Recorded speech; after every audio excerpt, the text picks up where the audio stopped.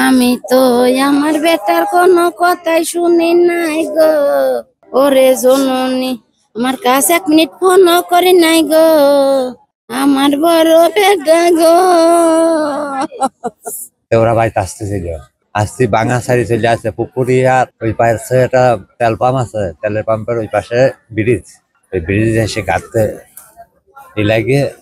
ওই চাকা নাই দাঁড়, অ্যাপাচির গাড়ি তো, চাকা নাই দাঁড়, ওই ঘর থেকে পড়ে যাওয়া, গাড়ি স্লিপ করে গেছে, স্লিপ করে ওরা পড়ে গেছে জানি।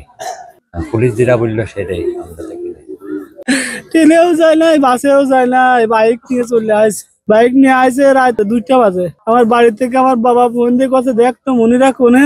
আমি ফোন দিয়ে দেখি পুলিশ রিসিভ করে ফোন। পুলিশে জিজ্ঞাসি, ভাই আমি তো জানি না। পুলিশ বলছে, আপনি কি হন? আমার ভাই হয় সুমন, আর রিমন আমার বড় ছোট ভাই। বলছে আপনার ভাইরা অ্যাক্সিডেন্ট করছে।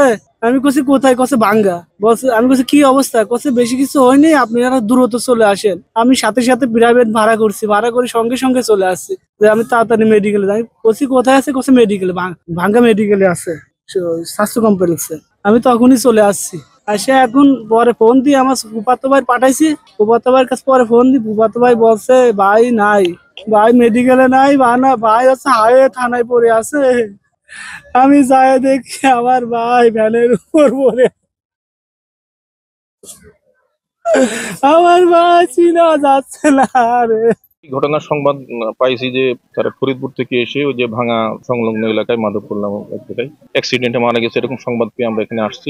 আসার পরে আমরা 3টি যে লাশ দেখছি এবং 2 পরিবারের 3 জন এখানে বাড়িতে গেছিলাম এবং তাদেরকে জিজ্ঞাসাবাদ করে জানা গেছে তারা এই এলাকার তাদের এক আত্মীয়ের মৃত্যুর সংবাদ শুনে তাড়াতাড়ি করে আসছিল।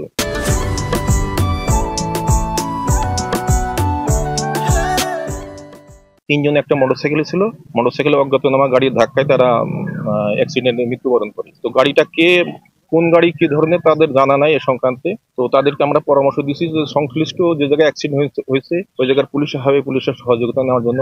পাশাপাশি ওনাদেরকে একটা সামাজিক সচেতনতার জন্য বলছি যে অ্যাক্সিডেন্ট সংক্রান্ত যে মৃত্যুবরণ করছে হয়তো কাউকে না পাওয়া গেলেও সরকারিভাবে তারা কিছু একটা অনুদান পায়, অনুদানটা কিভাবে পাবে এই ব্যাপারেও তাদেরকে একটু পরামর্শ দিই। তাদের শোকসন্তপ্ত পরিবার যারা আছে তাদেরকে সান্ত্বনা দেওয়া ছাড়া তো এখন আপাতত কিছু নাই।